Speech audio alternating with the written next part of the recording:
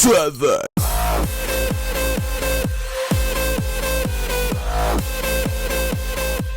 Beat up YouTube, it's your boy Curtis7. Welcome to episode 8 of my Manchester United career mode. Now guys, this episode is going to be a little bit different. Now that's because over the weekend I copped the flu severely. Really bad. I couldn't even go to work, had to stay home, and I was so sick. And to be honest guys, even now I haven't got the energy to commentate on the episodes the way I normally do. So I do apologize for that. But on the good note guys, I want to talk to you guys. I want to interact with you guys just a little bit more. So I thought, how about it? How about I just make a super long ass episode and just talk to you guys about topics that you guys always ask me about, you know?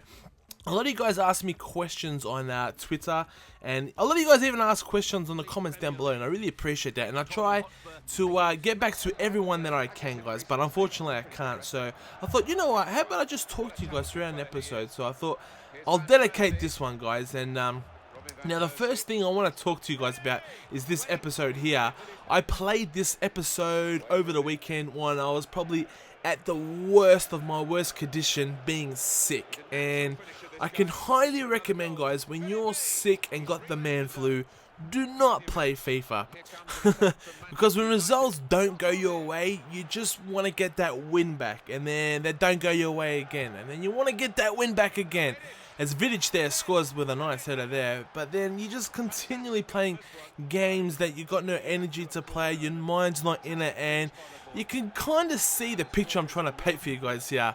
This episode, guys, it was just a disaster for results. But I'm not going to give away individual results, but it just didn't turn out the best at all. But anyways, moving along, guys, the first topic I want to speak to you guys is I'm coming up to 5,000 subscribers, and to all you new subscribers out there, thank you guys so much for all your support. Honestly, I really mean that. Just even by liking my videos, leaving comments down below, I really do appreciate that. So thank you guys, welcome aboard, and I do enjoy making videos for you guys, so it's all around. And I've got some good news. If you stay tuned to the end of this episode, I've got news on what I'm going to do for my 5,000 subscriber video, so stay tuned for that. But moving on, guys, the first topic I want to speak to you guys about, as this game is going to end right here, and the ref blows the whistle, and it ended 1-1 away to Tottenham, which isn't too bad at White Hart Lane. You'll take that. But anyways, we're going to move along, guys. The first topic I want to speak to you guys about is, not all of you have said it, but there's just a few people who leave comments down below saying, why do you play with sliders on? And it absolutely drives me mental. Like, honestly, do you really think I've got the time to go through the settings and to adjust all the sliders so I can have a good game and win easier? Honestly, I cannot be bothered with that shit. Honestly, if I lose, I lose. It's not the end of the world. I don't care. Why would you want a series that you're always winning? It's just, that makes no sense. It gets boring. Nobody wants to watch that. The most entertaining thing someone could watch from a sports perspective is an underdog, is someone starting low, getting knocked down and coming back up again. Similar to Rocky, you know? If Rocky was a machine and just won all the time, nobody would give a shit about those episodes, true? But because he started from the bottom, he was the underdog, trained hard, worked himself up, and became the champion that is Rocky Balboa. That's why everyone loves a series like that, you know? So, to people who say I use sliders, come on, man, stop being so immature. Just grow up.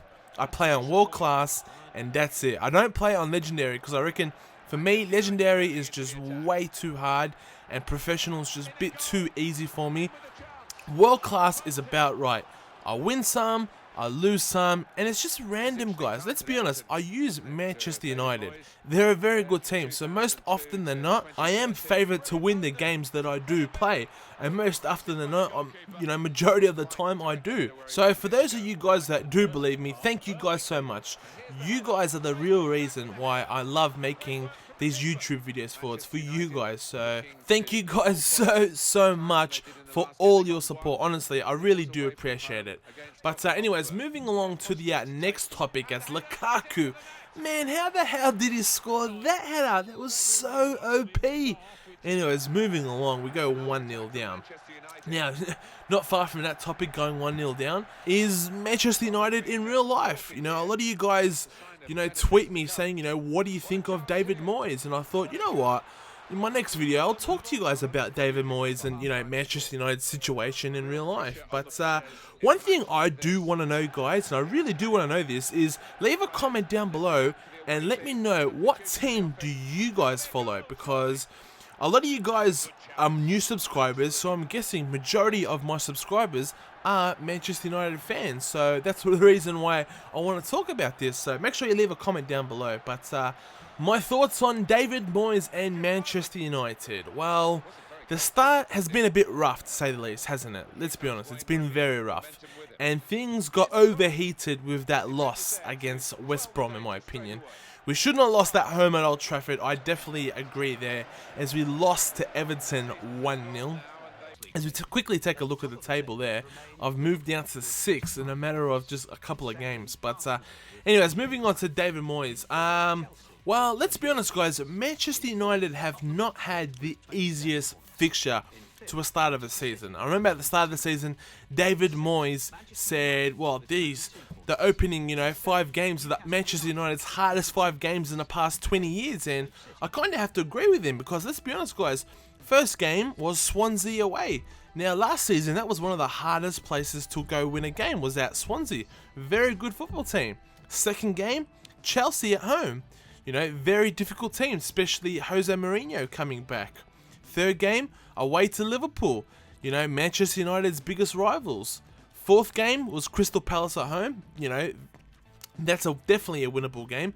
Then fifth game was, you know, at Etihad Stadium, Manchester City away.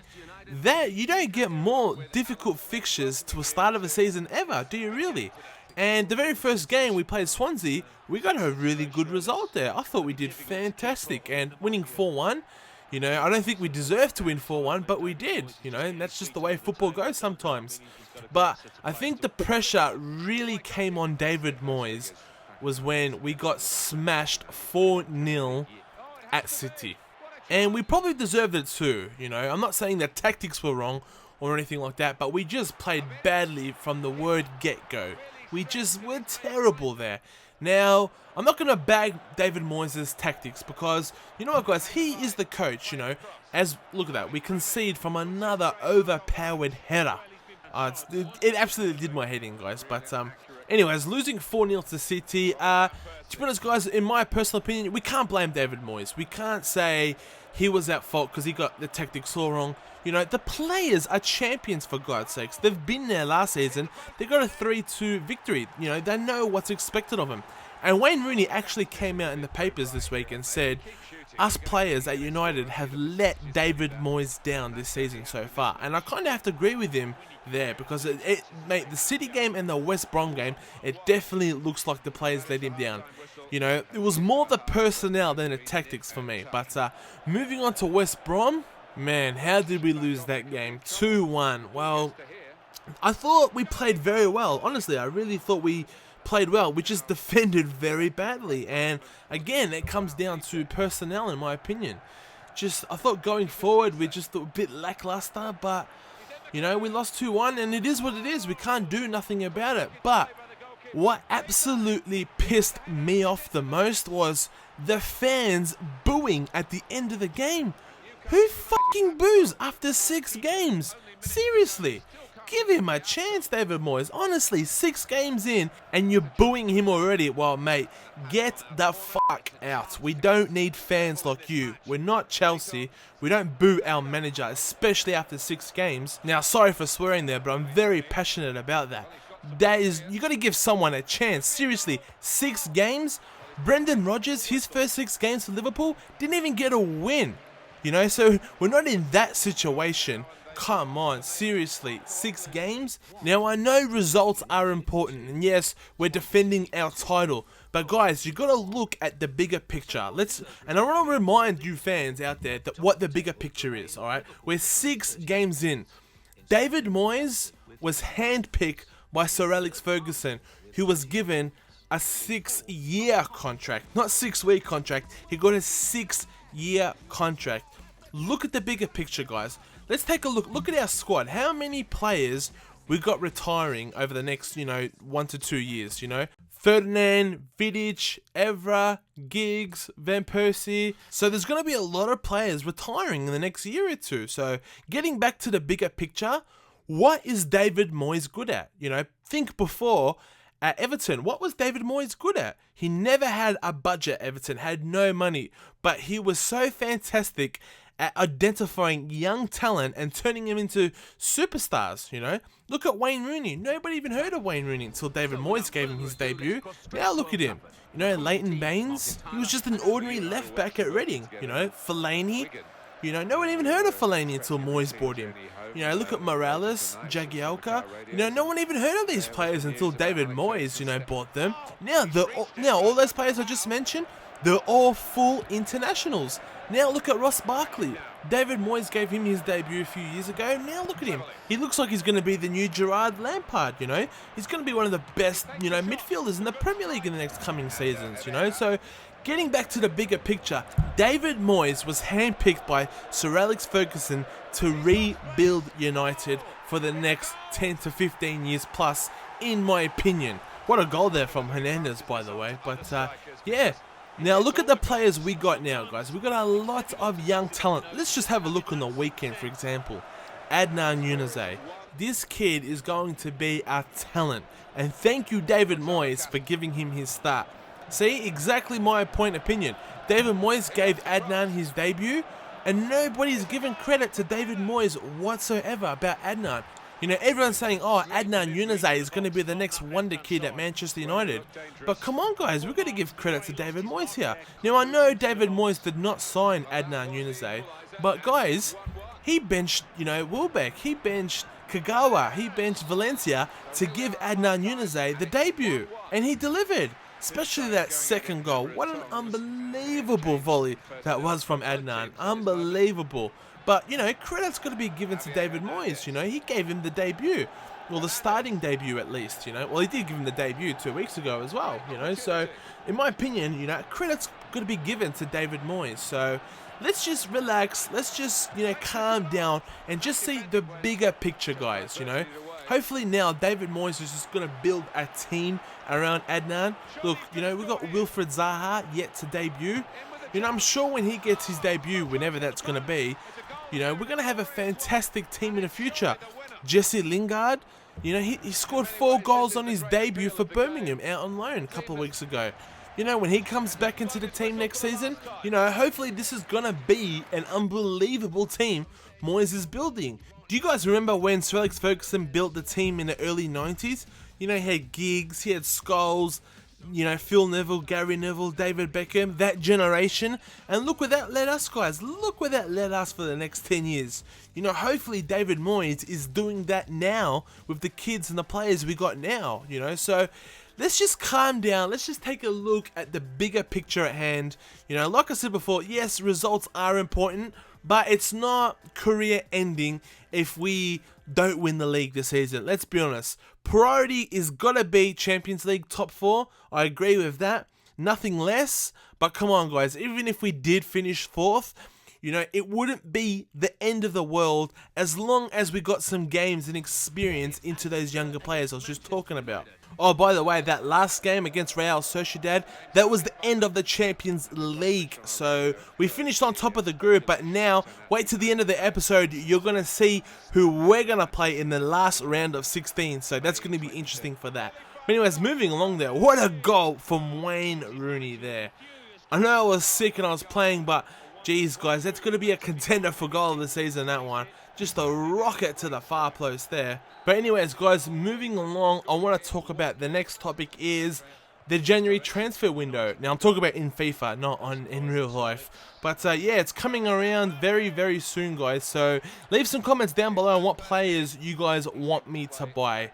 Well, actually, let me rephrase that. Well, I want to do this like a half semi-realistic career mode, you know. I'm not going to be able to get players like Messi on the team, you know. So I want to keep it half realistic, who, you know, in Manchester United could half realistically get in real life, you know. So, but first things first, guys, you know, it's going to be fantastic. You know, yeah, we're in the January transfer window, you know, let's get any player we want. But realistically, guys, my squad is full. I cannot literally buy another player whatsoever until I sell or put players out on loan. You know, I need to sell quick and fast, or else I cannot get anyone. So I've got Anderson on the transfer list, I've got Darren Fletcher, I've got Tom Cleverley, and I've got Ashley Young. And to be honest, guys, I'm not sure if I'm going to put any more on the transfer list, but whoever does make an offer for any of my players, I'm going to take it very seriously, because I need to generate cash if I want to buy players. But, you know, I can't sell any of these players unless I get offers, you know. So until I get offers, it's going to be so hard to sell these players, you know. And wouldn't it be such a letdown if I don't get any, you know, genuine offers for any of the realistic players that I want to sell? Like, I don't want to sell Wayne Rooney, but the last transfer window, that seemed to be the only player that clubs kept bidding for. But my target is to keep Wayne Rooney. So before I start the January transfer window too, I will be doing a squad report. For you new subscribers, I do squad reports right before the transfer windows, both of them. Before the summer one and before the January one. I like to do it twice a year, just to see not only players going up, but I like to see players going down, who's decreasing, because, you know, players like Ferdinand, Vidic, and I even think Michael Carrick, players like that, they're decreasing pretty quick, as we draw 2-2 there with Aston Villa. And look at that, guys, straight down to 8th on the table. Just a few bad results in a game. Like, seriously, I haven't been that bad this season, but we'll be alright. We'll bounce back. It's a long season, guys. Remember that. It goes for 10 months. It's a long, long season. But anyways, yeah, getting back to the transfers, guys. Well, actually, before we start talking about the transfers, I want to talk to you guys about the way I want to set my team up, guys. Well, actually, I want to build my team, guys, now for the future. You know, like I said before, I want to do this close to realistic, guys. So it's time to start thinking about the young players. I kind of want to build a team around Adnan Januzaj, you know, Zaha, Danny Welbeck, Varane, Phil Jones, De Gea. I want to build a dynasty with this team. I want to be dominant, you know, in a couple of seasons' time. I know we're young now, but guys, can you imagine the team we're going to have in about 3 or 4 seasons? You know, because that's my objective. I want to stay long-term on this career mode, guys, because I'm passionate about Man United. So hopefully you guys are happy about that. So the players I need, guys, leave some input. I need players in the cam position, you know, preferably young players. Someone like Douglas Costa, you know, he's a really good player for Shakhtar. You know, United played Shakhtar last week, and I saw Douglas Costa, and he looks to be some sort of player. So I'd like an attacking midfielder, someone like Douglas Costa. Definitely need a new left back. Strikers, I reckon we're okay for strikers for now. I know Van Persie's getting on, but to be honest, I'm not too sure what I'm going to do with Van Persie. Defenders, I think we're alright for defenders, guys. I didn't know I need a left back, but Phil Jones, Smalling, Varane, they seem to be sorted. Raphael, right back. De Gea, you know, I think the defense is sorted.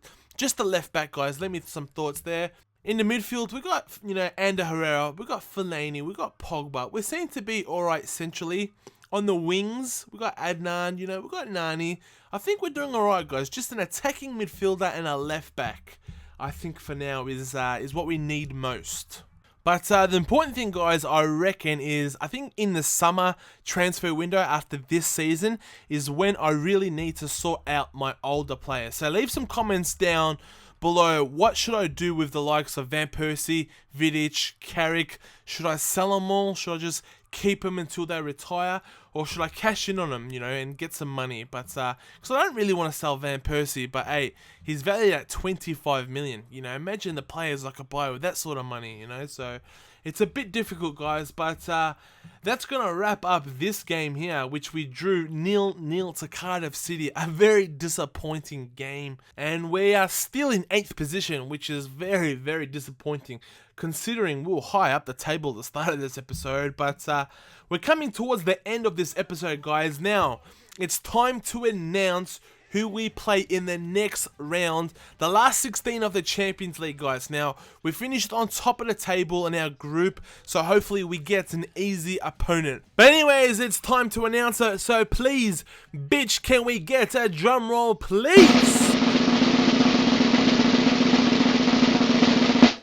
PSG, get in, come on! Now, I know I want an easy opponent, so I don't know why I'm wrapped, but hey, when you draw a big team like PSG, it's always fantastic to knock them straight out the Champions League in the first round. But, well, the way I've been playing this episode, I don't think I'll be knocking anybody out. But don't worry, the time this two-legged affair comes around, I would have got Man United all psyched up for this match and gave him the good old Fergie speech. And we'll be right, boys. Don't worry about that. But anyways, guys, that's going to wrap up this episode. Now, at the start of the episode, I said I had a little something special for you guys if you waited.